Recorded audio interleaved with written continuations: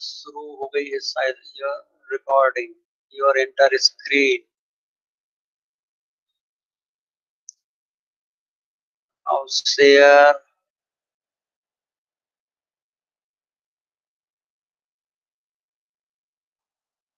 Now coming to very first slide of today's topic.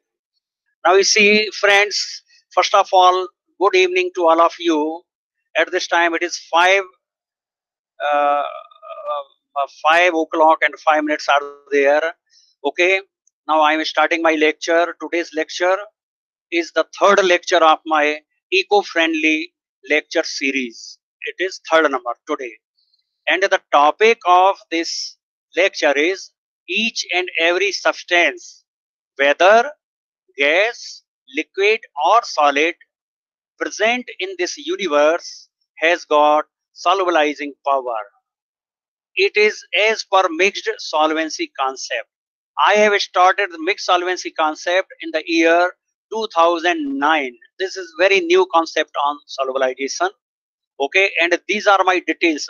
Myself, Dr. R.K. Maheshwari, Professor, Department of Pharmacy, Sri G.S. Institute of Technology and Science, 23 Park Road, Indore, India. Okay, WhatsApp number is 94066 21907. Exactly, it will be +91 94066 21907. Okay, so those who are interested for research, they can join with me on my WhatsApp, and of course they can call me for any clarification in future if they want. Okay, my email ID is rkrkmaheshwari@yahoo.co.in. Again I am repeating, rkrmaheshwari@yahoo.co.in.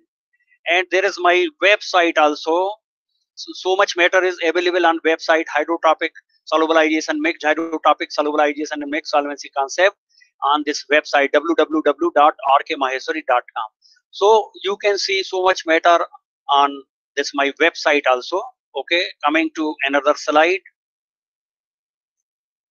Now each and every liquid, the so-called solvent at room temperature, is good solvent for some solutes and bad solvent for other solutes.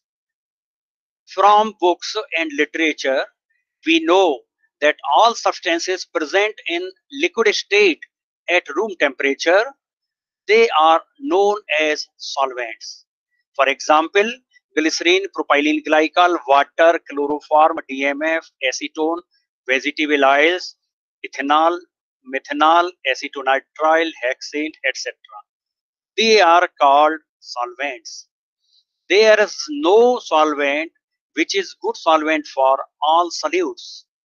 For instance, we know that about 35% of drugs, they are water soluble, and about 65% drugs, they are water insoluble. So water is not good solvent for all drugs. So we can say that water is good solvent for some solutes, means for 35% drugs, and bad solvent for other solutes for 65% of the drugs. Similar is the case for all the solvents. Similar case is for all solvents. Whatever the name of any solvent we take, it is good solvent for some solutes and bad solvent for other solutes. Now what happens in dissolution? Now we have to learn something about the dissolution. Very, you may say, very simple mechanism of dissolution. Dissolution of a solute in a solvent involves hydrogen bonding and weak van der Waals forces. When we dissolve a solute in a solvent, hydrogen bonding and weak van der Waals forces play the important roles. For example, when we dissolve metformin hydrochloride in water, dissolution of metformin hydrochloride takes place due to hydrogen bonding and weak van der Waals forces between the molecules of metformin hydrochloride, which is a solute, and molecules of water, which is solvent. Now, solubilizing power of gases. Now we have to see the proof. How can we say the gases and solids, they also have got solubilizing power? So this we have to discuss now. So we are discussing about solubilizing power of gases. Gases may demonstrate their solubilizing power by two ways. Number one, by liquefaction of a gas, the molecules of a gas may come in liquid state. Thus, the molecules of a gas may be involved in hydrogen bonding and weak van der Waals forces with the molecules of a solute to result in the dissolution of solute in liquefied gas. Number two, by dissolution of a gas in a solvent, the molecules of a gas may come in liquid state. Thus, the molecules of a gas may be involved in hydrogen bonding and weak van der Waals forces with the molecules of a solute to result in the dissolution of solute in the solution containing solution of gas. Now, first example of liquefaction of gas means we have to see that molecules of a gas come in liquid state by liquefaction, and then they can demonstrate their hydrogen bonding weak van der Waals forces with the molecules of a solute. So this we have to see now. In supercritical fluid technology, carbon dioxide gas is liquefied at particular temperature and pressure for solubilization of solutes to carry out various operations, visually preparation of nanoparticles, extraction of active constituents from herbal powders, purification of solutes, etc. By liquefaction, the molecules of carbon dioxide gas come in liquid state and are responsible for hydrogen bonding and weak van der Waals forces with the molecules of solutes for their solubilization. Sometimes, because of poor solubilizing power of liquefied carbon dioxide gas, other co-solvents like methanol, ethanol, etc. are used to potentiate the solubilizing power of liquefied carbon dioxide. Thus, we can say that liquefied carbon dioxide is poor solvent for such solutes. Thus, it is proved that liquefied carbon dioxide is good solvent for some solutes where there is no involvement of other co-solvents. In that cases, it is good solvent, and liquefied CO2 is poor solvent for other solutes where there is involvement of other co-solvents. It is thus proved that after liquefaction, a gas becomes a solvent. Once you liquefy any gas, it shall have a good solubilizing power for some solutes and bad solubilizing power for other solutes. What we have discussed, that the so-called solvents, the substances which are present in liquid state at room temperature, they all are known as solvent, but they are not good solvent for each and everything. This we have discussed, and what we have found, that whatever the name of any solvent we take, it is good solvent for some solutes and bad solvent for other solutes. So this is the statement with liquids which are known as solvent, but the same statement is there with the gases also. Means what you have found here, liquefied CO2 is good solvent for some solutes and bad solvent for other solutes. So in this way, it has been proved that gases also means liquefied gas also acts as solvent. Now coming to another slide.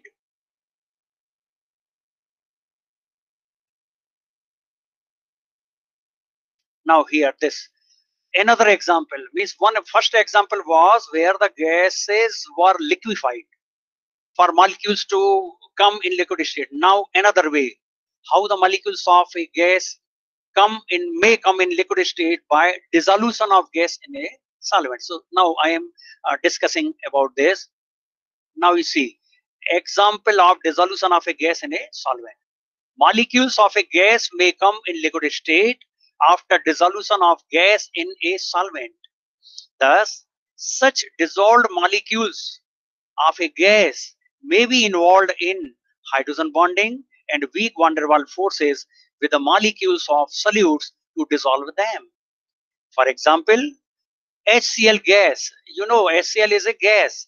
HCl gas is dissolved in water to get a concentrated hydrochloric acid, which contains about 40 to 42% of weight, means 40 to 40, 40 to 42 per 40 to 42% weight by volume HCl gas in dissolved state.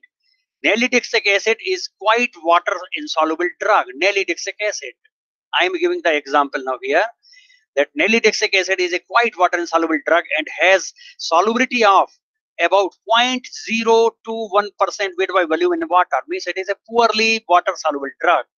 The solubility of nalidixic acid in concentrated HCl is about 5% weight by volume. Now you see tremendous enlargement in the solubility. You are finding 5%. Okay, such a great enhancement in solubility is due to hydrogen bonding and weak van der Waals forces between the molecules of nalidixic acid and between the molecules of HCl gas. Okay, please do not relate with any formulation, etc. We are not talking about any formulation. We are not making formulation of nalidixic acid in concentrated HCl. No, we are seeing the proof that a drug which is poorly soluble in water has got very good solubility in concentrated HCl. One more thing you should know, your nalidixic acid is acid and this hydrochloric acid is acid.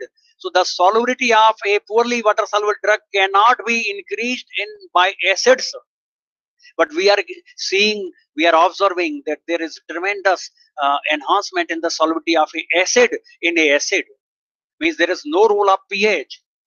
This means the molecules of HCl, which is gas, they have come in liquid state and they are involved in hydrogen bonding and weak van der Waals forces with the molecules of nalidixic acid. That's why there is very high solubility of nalidixic acid in concentrated HCl. This is a proof. Okay, in the same way, means you can find so many drugs. Actually, I have not done much work on the solubilization on this solubilization by gases. Okay, that's why I am giving only one example, but it is a good example to understand by us. Now coming to now we have to see, after we have discussed the solids gases possess solubilizing power. Now we have to see the solids. How can we say that solids have got solubilizing power? So this thing I am going to discuss with you. Okay, now here I will explain, because you have to utilize the solubilizing power of solids for solubility enhancement, for analysis, for extraction, for you may say for formulation, for so many activities in all fields of pharmacy. The solvent character of, or you may say the solubilizing power of solids can be utilized. Okay, you see, if we employ the solubilizing power of gases, it is a costly affair. You know that supercritical fluid technology is very, means the apparatus is very costlier, and okay, costly, very costly apparatus there. But means the utilization of, it is better to utilize solids for solubilizing power, for giving the solubilizing work, you may say, or for increasing the solubility of poorly soluble drugs in any solvent. Means you can increase the solubility of drug in water, you can increase the solubility of a drug in other solvents like in ethanol, in propylene glycol, in glycerine, in PG 400, 300, etc., and so on and so forth. You can increase the solubility of a drug in vegetable oil by use of solids, for use of solubilizing power of solid. So you listen this carefully now. Means how I am going to explain to you the proof. Firstly, I will go only the proof. Later on, they can be, means the solubilizing power of solids can be employed in our formulation later on. But at this time, I will give only the proof. Okay, there is no question of release to relate it with any formulation. Okay, now about the solids. This is the important part of this lecture, the utilization of solids for their solubilizing power. The molecules of a solid may come in liquid state by three ways. Number one, by melting. Number two, by dissolution in a solvent. Number three, by eutectic formation. Now, these three things I will explain you in detail. Once the molecules of solid come in liquid state, the molecules of solid can be involved in hydrogen bonding, weak van der Waals forces with the molecules of a solute. Now, number one, three ways. Number one, melting. Molecules of a solid may come in liquid state by melting. Just the examples are being discussed here for proof, not to relate with any formulation. Number one, melted urea. A clear colorless melted urea liquid at temperature of 132 degrees centigrade. This is the temperature, means melting point of urea. So if you take 1 gram of, let me read it, okay, about 132 degrees centigrade, it's the melting point, has good solubilizing power for diclofenac sodium. Diclofenac sodium has got melting point of 283 degrees centigrade. Okay, 1 gram of melted urea at about 132 degrees centigrade easily dissolves 1 gram of diclofenac sodium. This is just proof that melted solid has solvent action.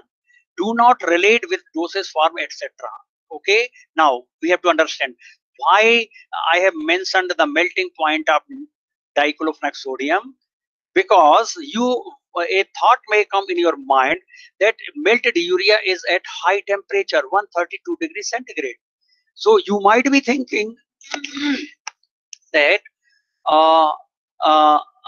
this diclofenac sodium might have melted at 132 degrees centigrade and it has liquefied. No, it is not the case. Why? The melting point is so high that at this temperature 132 degrees centigrade, the substance having melting point of 283 degrees centigrade cannot be melted at this temperature. Then why you are getting a clear solution? If you are taking 1 gram melted urea, why you are getting a clear solution means when you add 1 gram of diclofenac sodium?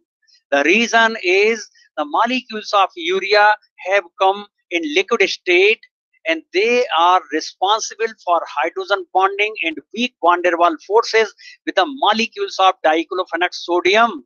That's why you have got a clear solution, very, very high solubility of diclofenac sodium in melted urea is there. In water, diclofenac sodium has got poor solubility, 1.6%, very poor solubility, 1.6%. Now what you are observing, the melted urea molecules have got solubilizing power for this your diclofenac sodium. Okay, so what I was explaining here, that you see, suppose there was no solubilizing power in melted urea, then diclofenac sodium would have given a suspension. Why you are getting a solution? Again, the reason is the same. The molecules of urea, they are in liquid state and they are responsible for hydrogen bonding and weak van der Waals forces with the molecules of diclofenac sodium. So, okay, so in this way you can say melted urea is solvent. Okay, of course you are not going to make any formulation, but just proof we are saying that after melting a solid may behave as solvent. Now another proof means another way means by melting a solid may act as solvent. Now you see 1 gram clear colorless melted phenol at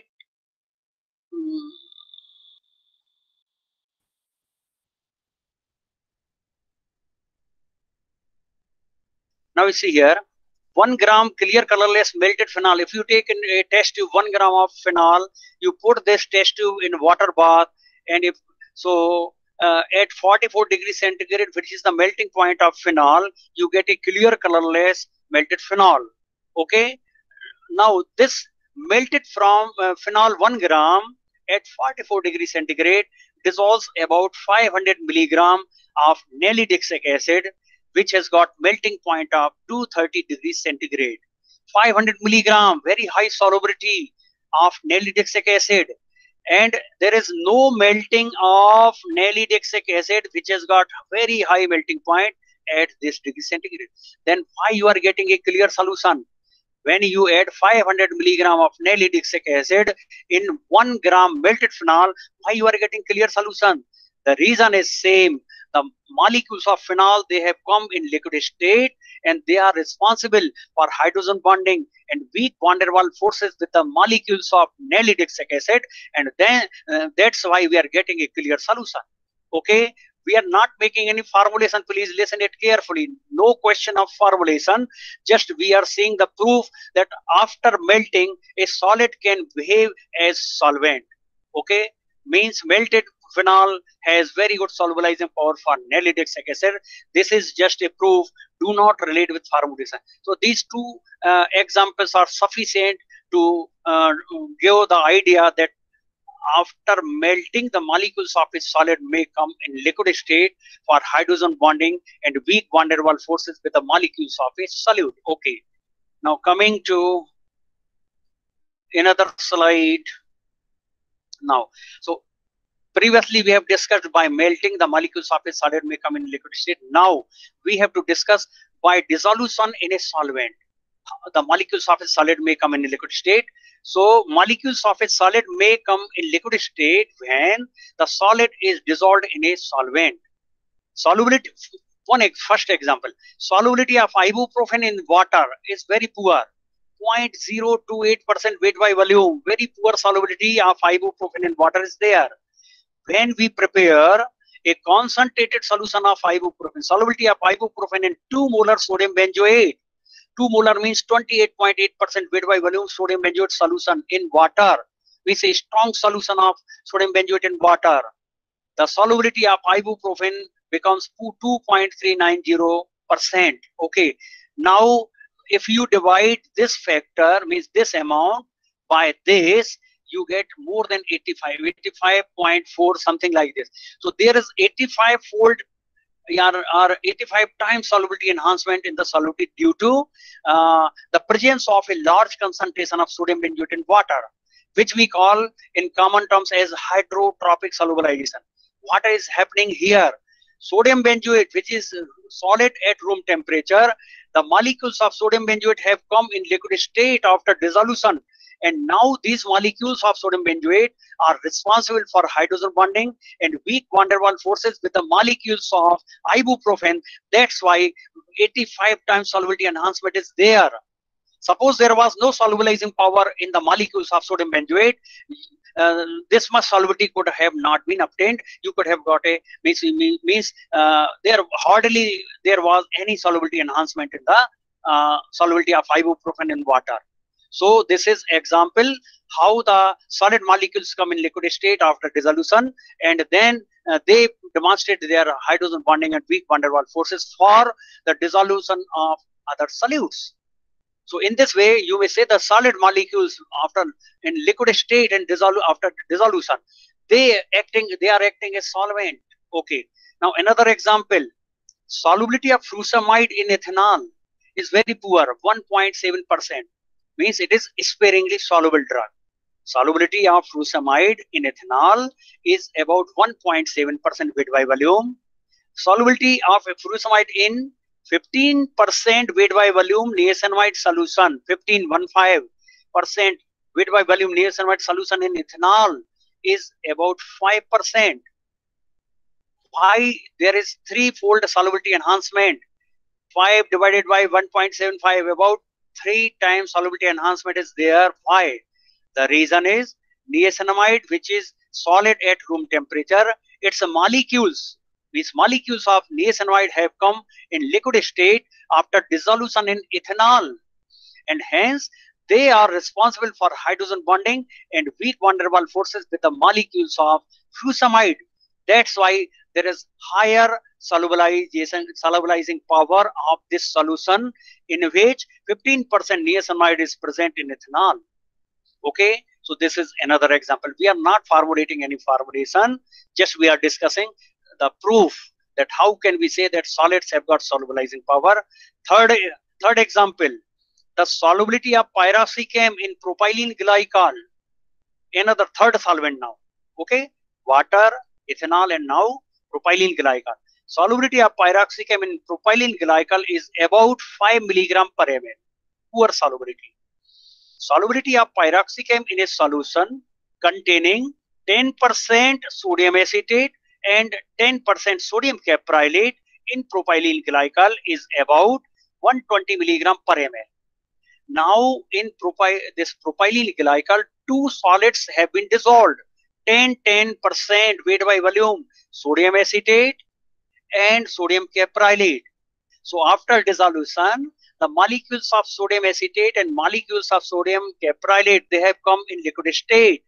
And now these molecules can demonstrate the hydrogen bonding and weak van der Waals forces with the molecules of pyroxicam.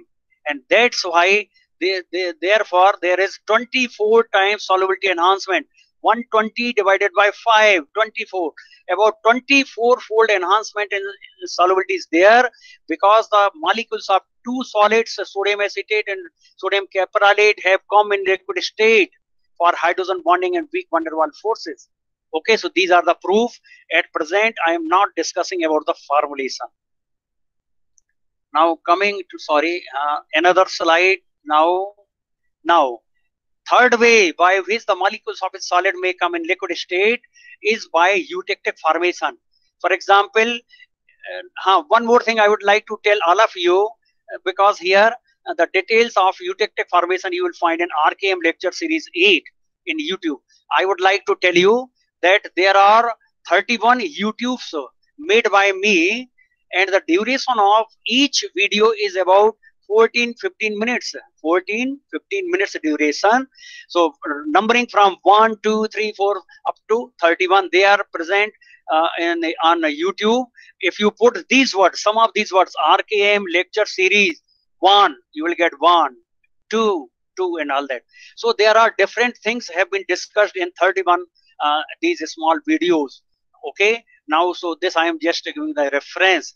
Those who want to take help of these, if you miss on Google search, if you put these terms, you will get these videos. And one more thing, I told you my website www.rkmaheshwari.com.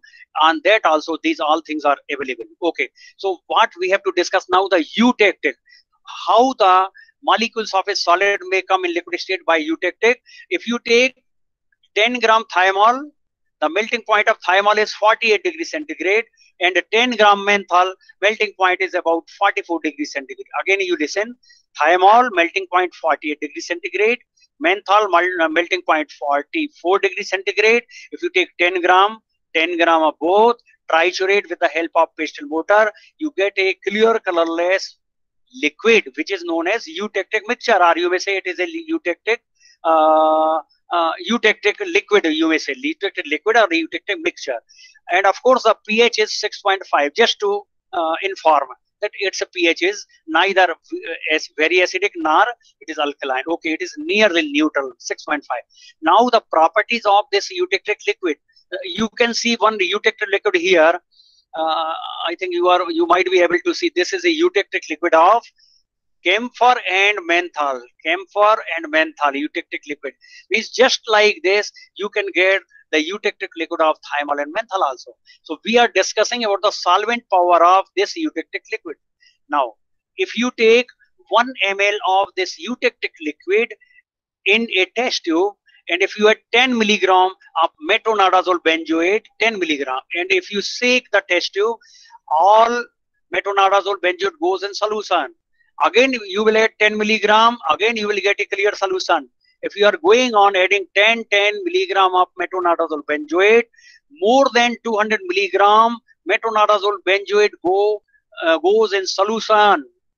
Means about 20% is the solubility of metronidazole benzoate in this eutectic liquid. So you may say that this eutectic liquid is very good solvent for metronidazole benzoate. I am not discussing about the formulation, so please remember it. we are just discussing the proof that how the solids can demonstrate their solubilizing power. So why there is high solubility of metronidazole benzoate? Otherwise, metronidazole benzoate is very poorly water soluble drug. And now in your eutect liquid, there are two solids, thiamol and menthol. No liquid is there, no water, no any other solvent. Only the molecules of thiamol and molecules of menthol, they are present in your clear colorless milk, this eutectic liquid. So if they are dissolving something in high amount, what does it mean? There must be some solubilizing power in the molecules of thiamol and molecules of menthol. That's why a large amount of drug has gone in solution. The reason is same. The molecules of thiamol and molecules of menthol, they are present in liquid state, and they can demonstrate their hydrogen bonding and weak van der Waals forces with the molecules of your this metronidazole benzoate. That's why there is good solubility. Okay, in the same way, if you see the solubility of ethanol, very 9% solubility is there.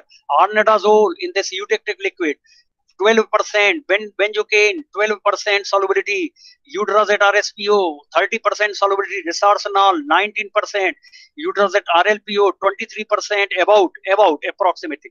Diltiazem hydrochloride, about 15% solubility, salicylic acid, about 7% solubility. So for these compounds, your eutectic liquid is good solvent. Okay, now again you have taken 1 ml of eutectic liquid in another test tube. You have added 5 milligram, rather 5 milligram of cetronidazole, and you are shaking it for even half an hour.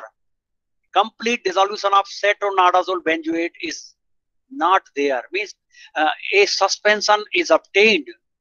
What does it mean? It means this eutectic liquid is bad solvent for cetronidazole. Similarly, this eutectic liquid is bad solvent for fusamide, nimesulide, aspartame, corvedulol, catifloxacin, pyroxicam, methylparabene sodium, and so on and so forth. Okay, now you see some of the liquids also. If you check the solubility of these liquids in your eutectic liquid, the same eutectic liquid, these ethanol, propylene glycol, benzyl alcohol, soybean oil, PG400, methanol, they have got very good solubility in this eutectic liquid. In any ratio, you can mix them.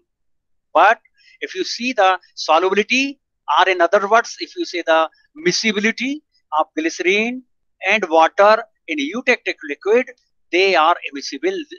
In other words, you may say they are insoluble in this eutectic liquid. So what you are finding? You are finding some of the solids, some of the liquids, they are having good solubility in this, and while others, they are having bad solubility. Okay, similarly, if you check thousands of compounds, some will you will find some will fall in left hand column, means very good solubility column.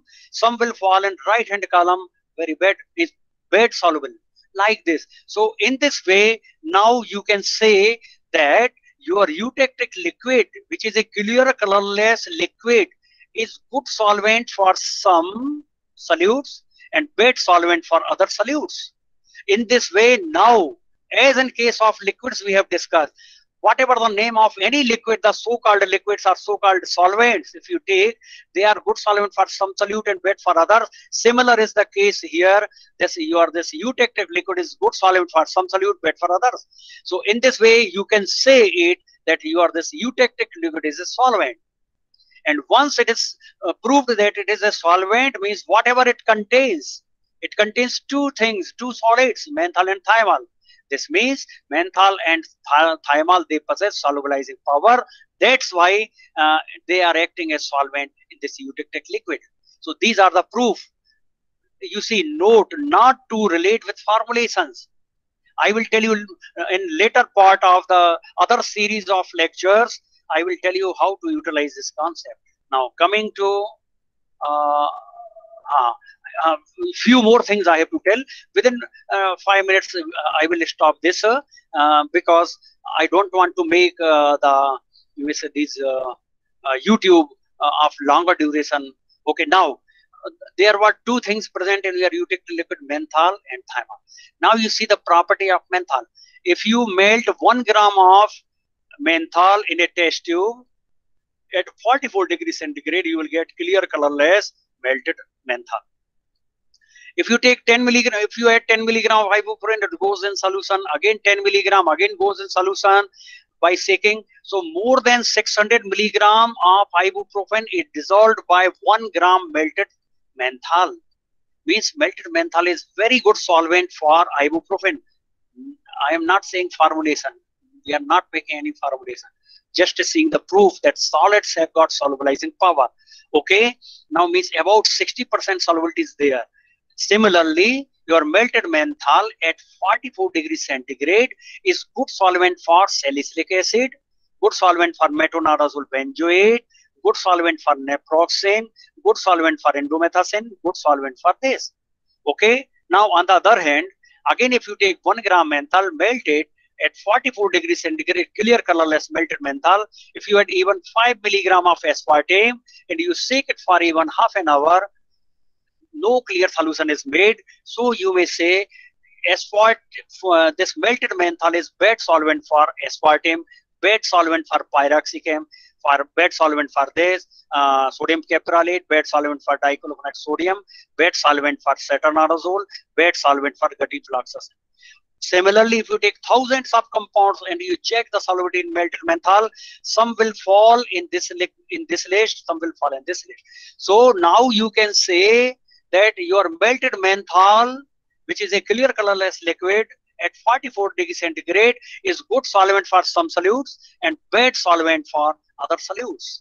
Okay, so it has been proved that melted menthol is a solvent. Why? The molecules of menthol have come in liquid state after melting, and they are responsible for hydrogen bonding and weak van der Waals forces with the molecules of solutes. That's why you are getting large solubilities and so on and so forth. Similarly, in case of thymol, melted thymol, melting point 48 degrees centigrade, 1 gram melted thymol in test tube, clear colorless melted thymol, 10 milligram udrazate RLPO, more than 250 milligram of udrazate RLPO goes in solution. So about 25% is the solubility, means very good solubility. Similarly, melted thymol is good solvent for pyroxicam, good solvent for salicylic acid, good solvent for metronidazole benzoate, good solvent for naproxen, good solvent for caffeine, good solvent for indomethacin, good solvent for PBPK30.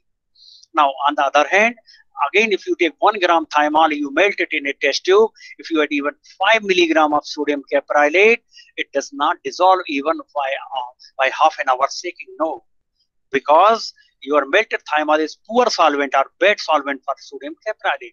Similarly, melted thymol is bad solvent for diclofenac sodium, bad solvent for aspartame.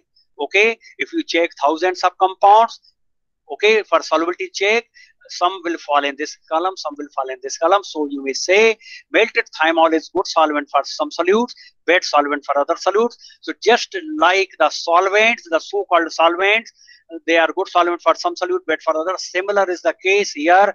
Melted thymol is good solvent for some solute, bad for others. So now it has been proved that melted thymol is a solvent. Okay, we are not making any formulation, not to relate with any formulation, but what we have observed, the solvent character of thymol. Okay, so these are the proof that solids have got solubilizing power. Now, other things means the applications of, you may say, the solids for to replace the harmful organic solvent will be discussed in other, you may say, eco-friendly lecture series by other number 4, 5, 6, and so on and so forth. So up to this time, I have discussed, means I have given you some fundamental ideas in the involved in the dissolution of a solute, and how can you say that each and everything present in this universe has got solubilizing power. I am coming to the previous slide, which is the first slide. So now I think I have explained the topic. Each and every substance, whether gas, liquid or solid, present in this universe has got solubilizing power, and this is the first parameter of mixed solvency concept. This has been started by me, Dr. R.K. Maheshwari, first time in the universe or first time in the world in year 2009. And of course, the details of other things you will find in other parts, in other number, you may say, the other series of the lectures. Okay, I am coming to you after end of this recording, so that this can be launched on the YouTube, and on YouTube you can see it. So recording, where is the stop? Stop. Let me stop first, then I will come to you.